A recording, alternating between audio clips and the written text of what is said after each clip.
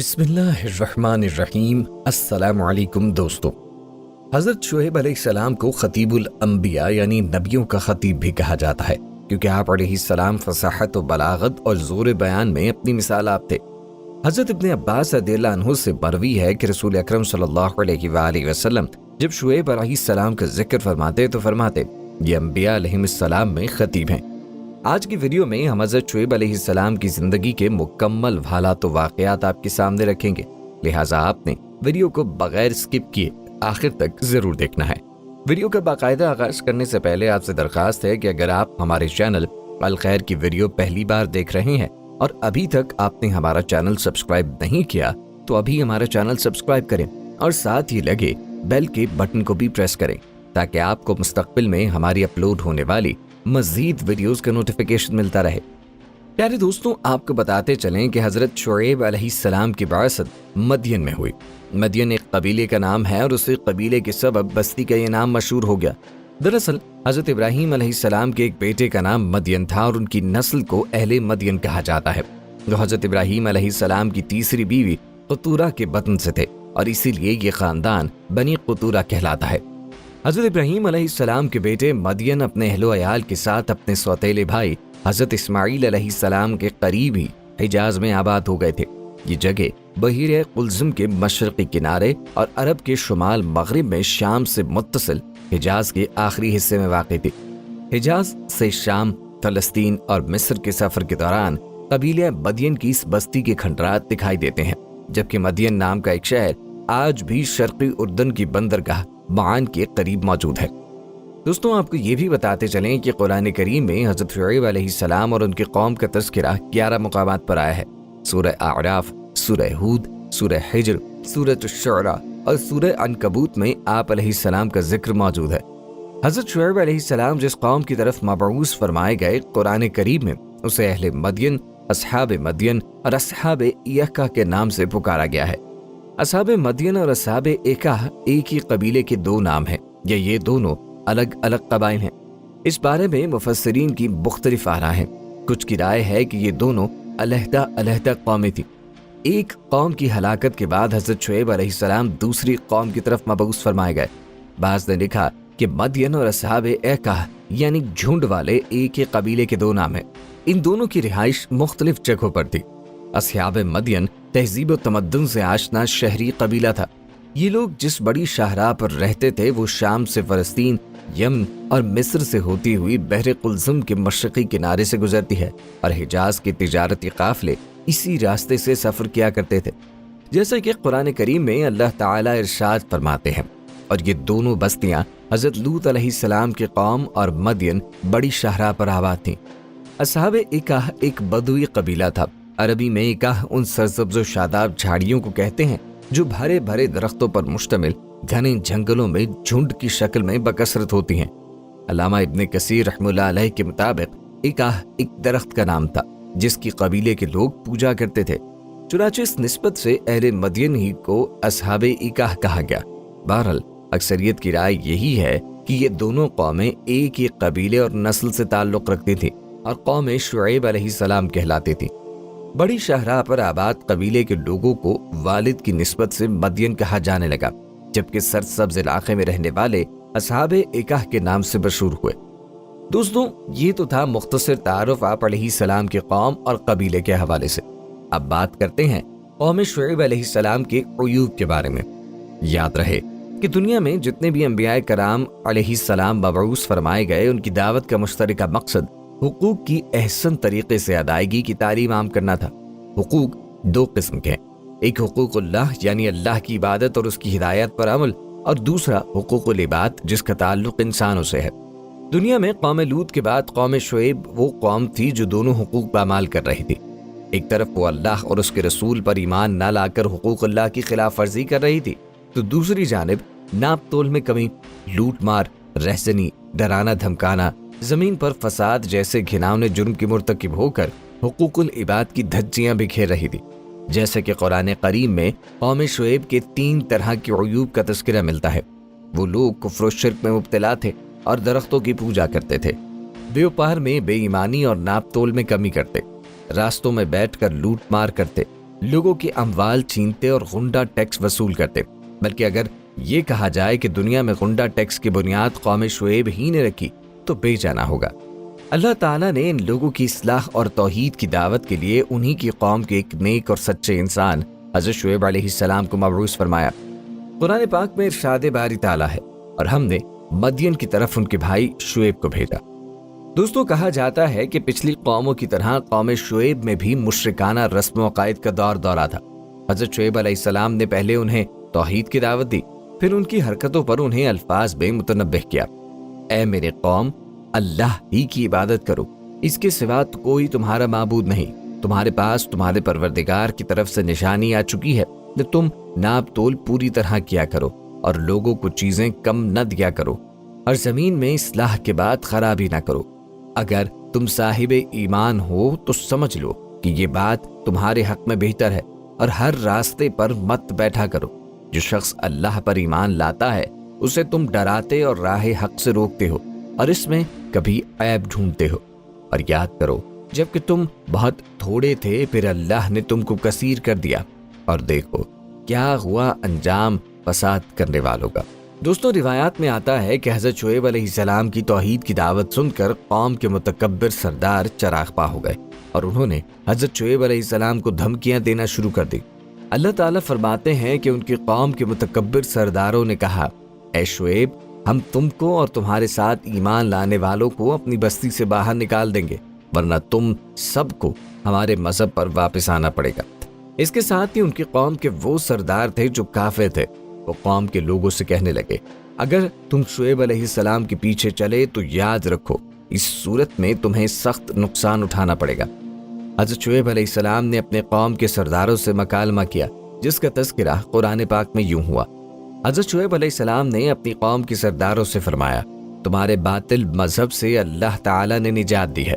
इसके बाद अगर हम तुम्हारे मजहब में वापस आ जाएं तो ये हमारी तरफ से अल्लाह ताला पर सख्त बुहतान होगा, और हमें शायान नहीं कि इसमें लौट जाए।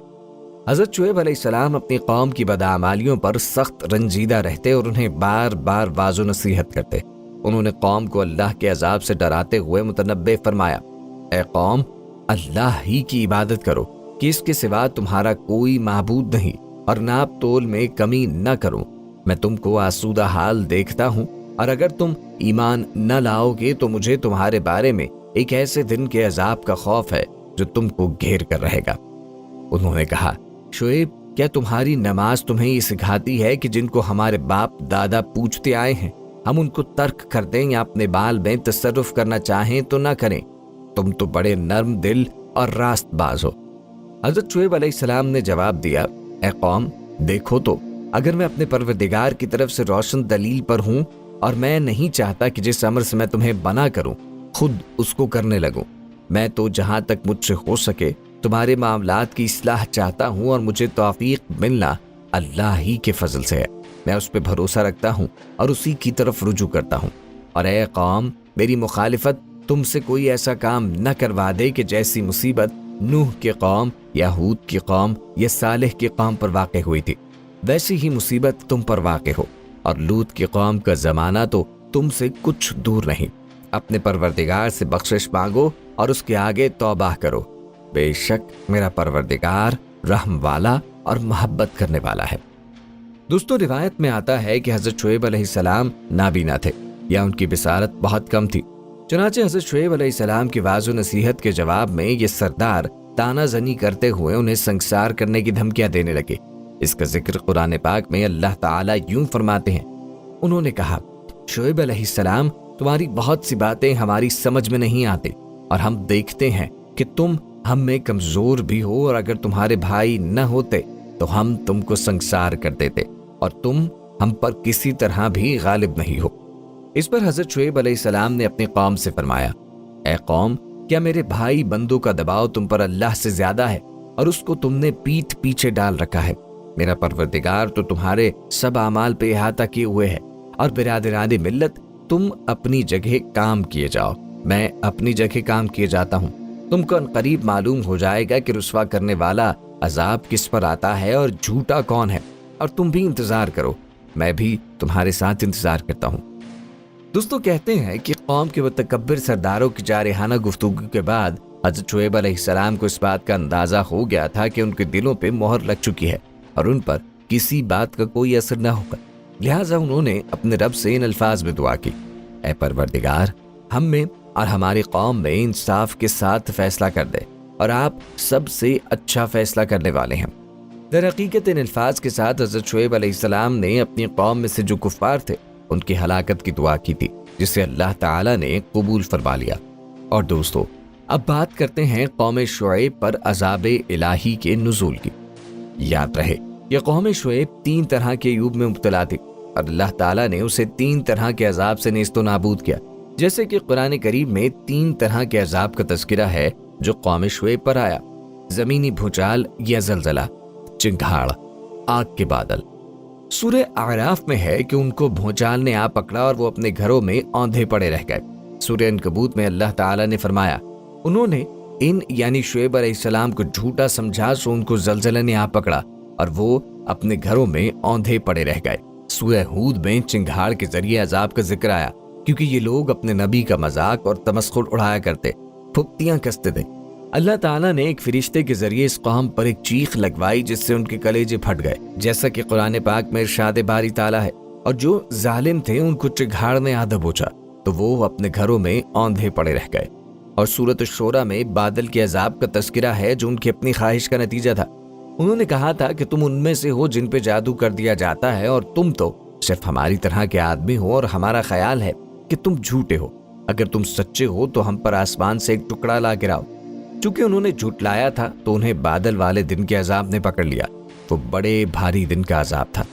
علامہ ابن کثیر رحمہ اللہ فرماتے ہیں کہ اللہ تعالیٰ نے ان پر پہلے تو سخت گرمی مسلط فرمائی اور 7 دن مسلسل ان پہ ہوا بند رکھی، جس کی وجہ سے پانی اور سایہ بھی ان کی گرمی کم نہ کر سکا اور نہ ہی درختوں کی جھنڈ کام آئے۔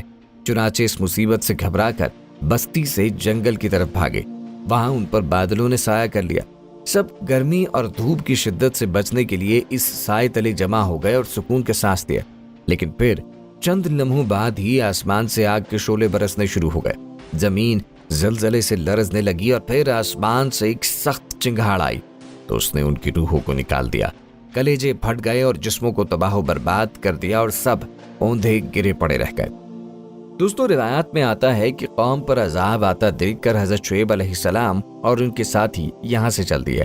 جمہور مفسرین نے فرمایا کہ آپ علیہ السلام مکہ معظمہ آ گئے اور آخر تک یہیں قیام رہا۔ قوم کی انتہائی سرکشی اور نافرمانی سے مایوس ہو کر حضرت شعیب علیہ السلام نے بد دعا تو کر دی، مگر جب قوم پر عذاب آیا تو پیغمبرانہ شفقت و رحمت کے سبب دل دکھا تو اپنے دل کو تسلی دینے کے لیے قوم کو خطاب کر کے فرمایا کہ میں نے تو تم کو تمہارے رب کے احکام پہنچا دیے تھے اور تمہاری خیر خواہی میں کوئی دقیقہ فروگزاشت تک کیا تھا، مگر میں کافر قوم کا کہاں تک غم یعنی برداشت کروں۔ پیارے دوستوں، اب بات کرتے ہیں حضرت شعیب علیہ السلام کی وفات اور قبر مبارک کی۔ یاد رہے کہ حضرت شعیب علیہ السلام نے طویل عمر پائی۔ روایات کے مطابق انتقال کے وقت آپ علیہ السلام کی عمر 400 سال تھی۔ اردن کے شہر السلط کے قریب وادی شعیب میں آپ علیہ السلام سے منسوب ایک مزار ہے، جس پر حکومت نے شاندار مقبرہ اور اس سے متصل مسجد بھی تعمیر کروائی ہے۔ روایت یہ بھی ہے کہ اپنی قوم کی تباہی کے بعد حضرت شعیب علیہ السلام حضر موت کے مشہور شہر شیون چلے گئے تھے اور اس کے مغربی جانب شبام دامی مقام پر آپ علیہ السلام نے انتقال فرمایا اور وہیں آپ کی قبر ہے۔ تاہم تفسیر ابن کثیر میں وہب بن منبہ سے مروی ہے کہ حضرت شعیب علیہ السلام اور ان کے ساتھیوں نے مکہ مکرمہ میں وفات پائی اور آپ علیہ السلام کی قبر کعبہ شریف کی غربی جانب ہے، واللہ اعلم۔ پہلے دوستوں، آپ کو بتاتے چلیں کہ بعض مفسرین کے مطابق آپ علیہ السلام کو حضرت موسیٰ علیہ السلام کے سسر ہونے کا شرف بھی حاصل ہے، جس کا تفصیلی تذکرہ ہم حضرت موسیٰ علیہ السلام کے واقعے میں آئندہ ویڈیو میں کریں گے انشاءاللہ۔ دوستوں، یہ تھی ہماری آج کی ویڈیو جس میں ہم نے حضرت شعیب علیہ السلام کی زندگی کے مکمل حالات و واقعات آپ کے سامنے رکھے۔ ہماری آج کی اس ویڈیو کو زیادہ سے زیادہ شیئر کیجیے تاکہ ہر مسلمان تک انبیاء کے ایمان افروز واقعات پہنچ پائیں۔ دوستوں، ہمارے ہاں ہر ہفتے اجتماعی دعا کا انعقاد ہوتا ہے۔ اس دعا میں شامل ہونے کے لیے نیچے کمنٹ باکس میں اپنا نام لکھ دیجیے گا۔ پیارے دوستوں، ہم امید کرتے ہیں کہ آپ کو ہماری آج کی یہ ویڈیو ضرور پسند آئی ہوگی۔ اگر آپ کو ہماری آج کی یہ ویڈیو پسند آئی ہے تو سب سے پہلے تو اس کو لائک کریں اپنی رائے کا اظہار کمنٹ سیکشن میں لازمی کریں۔ آخر میں سب سے ایک بار پھر درخواست ہے کہ آپ ہمارے چینل زما وائس کو ضرور سبسکرائب کر لیں اور ساتھ ہی لگے گھنٹی کے بٹن کو بھی کلک کریں تاکہ آپ کے پاس ہماری آنے والی مزید ویڈیوز کا نوٹیفیکیشن بر وقت ملتا رہے۔ اللہ تعالی آپ کو اپنی حفظ و امان میں رکھے، آمین۔